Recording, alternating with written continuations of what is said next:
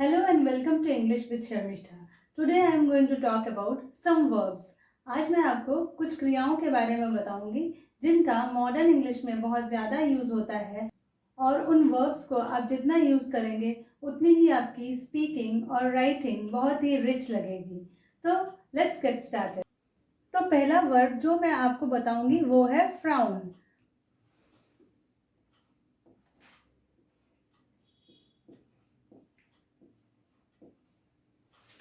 Frown वो expression है जो इंसान अपने चेहरे में करता है जब उसको बहुत ही ज़्यादा गुस्सा आता है.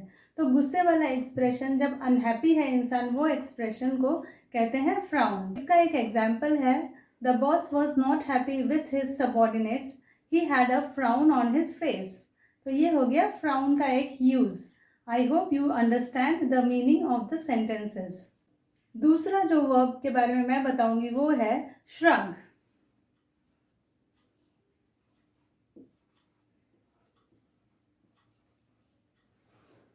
हाँ, श्रग एक वर्ब है.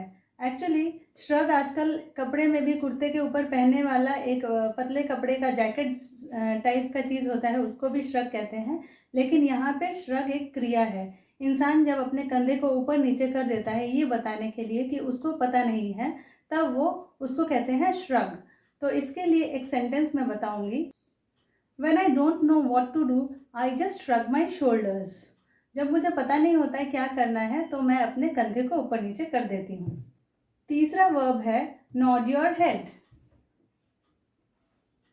Nod your head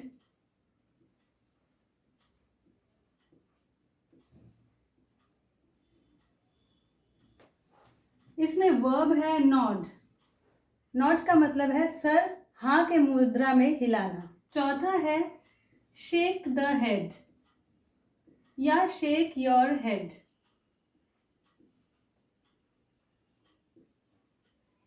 इसका मतलब है अपने सर को ना की मुद्रा में हिलाना, दाएं बाएं हिला देना. ऊपर नीचे हिलाने को नॉड कहते हैं, दाएं बाएं हिलाने को शेक कहते हैं. तो इसके एग्जाम्पल एक ही सेंटेंस है. She speaks a very few words.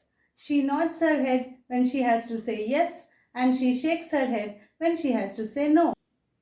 पांचवा वर्ब है फंबल. फंबल का मतलब है हकलाना, बोलते हुए रुक रुक के बोलना. तो ये भी एक वर्ब है, ये भी इंसान के एक्शंस का एक वर्ब है.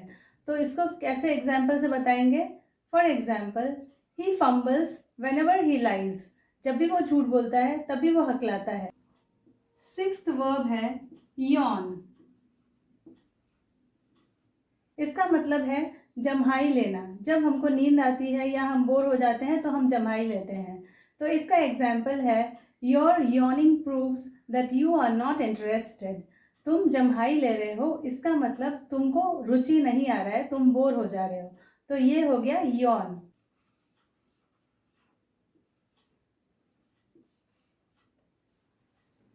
नेक्स्ट वर्ब है बर्प. बर्प का मतलब है डकार लेना. You are considered ill-mannered if you burp loudly in front of others. आपको बदतमीज माना जाता है अगर आप दूसरों के सामने बहुत ज़्यादा जोर से डकार लेते हो.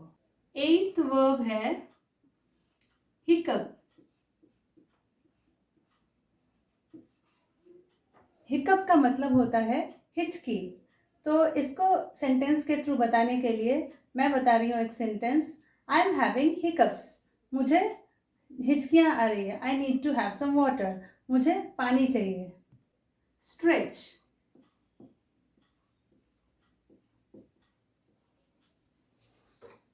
स्ट्रेच का हम लोग यूज़ तब करते हैं जैसे कि कोई चीज़ खींचना है हमको. कोई चीज़ स्ट्रेच करना मतलब खींचना. लेकिन यहाँ पे स्ट्रेच योर आर्म्स या स्ट्रेच करना योगा या एक्सरसाइज में यूज़ होता है. तो हम लोग जब अंगड़ाई लेते हैं उसको भी कहते हैं स्ट्रेचिंग योर आर्म्स. तो यहाँ पे आई नीड टू स्ट्रेच मतलब मुझे अंगड़ाई लेना है. I need to stretch my arms after waking up to feel energetic. Next verb है स्टम्बल.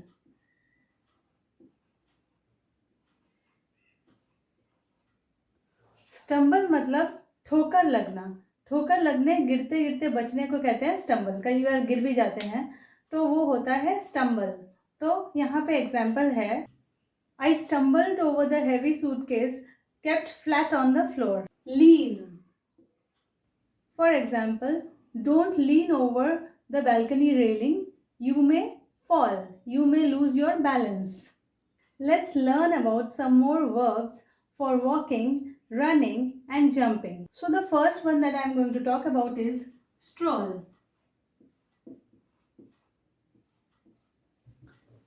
Stroll का मतलब होता है वॉकिंग ही, लेकिन टहलना। जैसे हम लोग टहलने जा रहे हैं तो हम स्ट्रॉल का यूज करते हैं।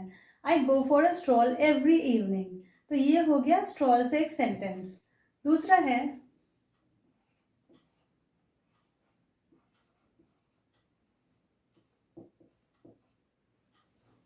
सॉन्टर। यह भी स्ट्रॉल है, लेकिन ये जनरली यूज होता है जैसे आदमी टहलने के लिए जाता है रेगुलर बेसिस पे, उसमें सॉन्टर नहीं होता है।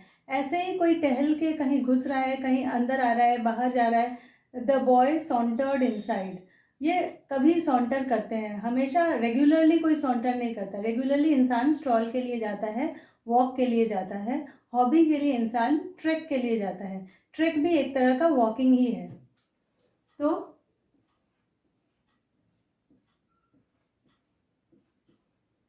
ये एक और वर्ब हो गया ट्रैक। ट्रैक का मतलब होता है walking for hobbies, generally on the mountains. Mountain में जब इंसान वॉक करता है, रस्सी पकड़ के चलता नहीं है, वॉक करता है, क्लाइंब करता है, उतरता है, उसको ट्रैकिंग कहते हैं। जॉग, कौन नहीं जानता इस वर्ड को। जॉगिंग करते हैं लोग, सुबह जॉगिंग करने के लिए जाते हैं, अपने बॉडी को फिट रखने के लिए जॉगिंग करते हैं। तो jogging is a kind of running, लेकिन धीरे धीरे दौड़ने को जॉगिंग कहते हैं। तो I go for a jog every morning, ये हो सकता है। Jogging makes me fit and healthy, या you can keep jogging every day to keep your self fit and healthy. ये सारी चीज़ें वर्ड्स हैं, ये सारे सेंटेंसेस हैं जो जॉगिंग से बनता है। नेक्स्ट है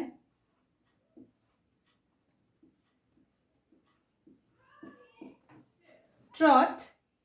ये भी एक वर्ब है, ये भी दौड़ना ही बताता है, लेकिन इंसान ट्रॉट नहीं करता है, घोड़ा ट्रॉट करता है। घोड़ा जब धीरे धीरे दौड़ता है उसको ट्रॉट करना कहते हैं, और घोड़ा जब तेज दौड़ता है उसको कहते हैं Gallup. I wanted my horse to trot, but the horse started galloping and that scared me. मुझे लग रहा था कि मेरा घोड़ा धीरे धीरे दौड़ेगा, लेकिन मेरा घोड़ा तेज दौड़ने लगा तो मुझे डर लग गया। नेक्स्ट वर्ब है हॉप। जंप करना जैसे कूदना होता है, हॉप भी वैसे ही कूदना होता है। तो ये हॉप जो है किस तरह के सेंटेंसेस में यूज होता है। आई hopped with joy on hearing the good news. मैं जो अच्छी खबर है उसको सुनकर कूद पड़ी। स्किप को भी जनरली हम लोग कूदने के लिए यूज़ करते हैं। तो स्किप जनरली लोग जब रस्सी में कूदते हैं तो स्किपिंग, वो एक तरह का एक्सरसाइज है या खेल है। तो ये है the girl was skipping using her skipping rope. इसके अलावा भी हम लोग स्किप यूज़ करते हैं जब हम लोग कहीं पे कोई चीज़ छोड़ के हटा के आगे बढ़ना चाहते हैं, तब भी कूदने को, जैसे हम लोग स्किप करते हैं ऐड को। कोई एडवर्टाइजमेंट जब आता है और उसमें स्किप ऐड रहता है तो हम उसको कूद कर उससे आगे बढ़ जाते हैं।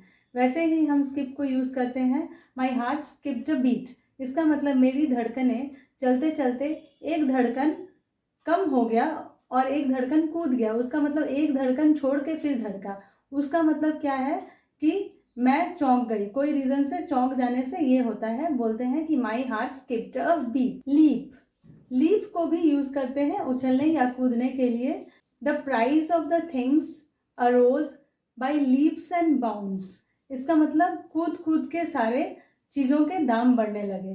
तो इस तरह से लीप को यूज करते हैं। लीप का पास्ट टेंस लेफ्ट भी यूज होता है, तो उसमें हम लोग बोलते हैं कि I left with Joy, she left with Joy. खुशी से उछल पड़ना, कूद पड़ने को भी लीप या लेफ्ट को यूज किया जाता है। चौंक जाना समझाने के लिए भी हम कुछ वर्ब्स को यूज करते हैं, जैसे कि पहला है सरप्राइज।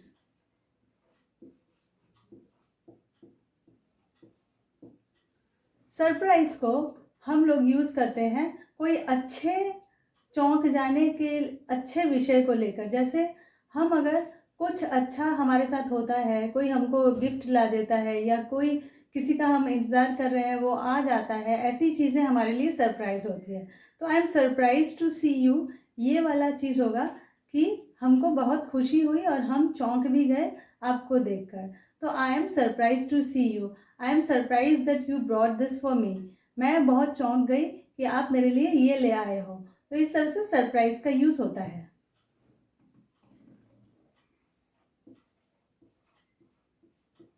शॉक का यूज़ हम तब करते हैं जब हम चौंकते तो हैं लेकिन हमको किसी बात से धक्का लगता है, चोट पहुंचता है, तब हम लोग शॉक का यूज़ करते हैं। जैसे इलेक्ट्रिक का शॉक लगता है, वैसे कोई बात से, कोई घटना से भी शॉक लगता है तो उसको शॉक कहते हैं। I am shock to hear about the accident. इस एक्सीडेंट के बारे में, दुर्घटना के बारे में जानकर मैं बहुत ही चौंक गई, मुझे बहुत ही धक्का लगा है, चोट पहुंचा है। स्टार्टल का यूज़ हम तब करते हैं जब हम लोग कोई चीज़ से चौंकते तो हैं लेकिन अचानक से झटका लगता है, तब हम स्टार्टल हो जाते हैं। ज़रूरी नहीं है कि उसमें हमको बुरा लगे या अच्छा लगे, एक झटके से जब हम चौंक जाते हैं तो उसको कहते हैं startle. For example, I was startled by the loud noise, या I was startled by the sudden loud noise. अचानक से ज़ोर से आवाज़ आया और मैं स्टार्टल, चौंक गई, तो वो हो गया स्टार्टल का यूज़। तो इस तरह से हम लोग आज जान रहे हैं कि कितने तरह के वर्ब्स होते हैं जिनको हम अपने इंग्लिश में यूज़ करके अपने इंग्लिश को रिच कर सकते हैं। आज जितने भी वर्ब्स बताए उन सारे वर्ब्स के साथ मैंने सेंटेंसेस भी बताए। उन सेंटेंसेस को अगर आप ध्यान देंगे तो आप जानेंगे कि आपका नॉलेज बहुत ज़्यादा बढ़ गया है। इंग्लिश के लैंग्वेज के नॉलेज को बढ़ाने के लिए ये बहुत ज़रूरी है कि हम लोग नए नए वर्ड्स सीखें, नए नए वर्ब्स सीखें, नए नए एडजेक्टिव सीखें। बहुत ज़रूरी नहीं है कि बहुत बड़े होने चाहिए हमारे वर्ड्स, बहुत लंबे लंबे वर्ड्स होने चाहिए। छोटे वर्ड्स भी बहुत सुंदर हमारे इंग्लिश को रिच बनाता है, हमारी स्पीकिंग को और हमारी writing. So this much for today.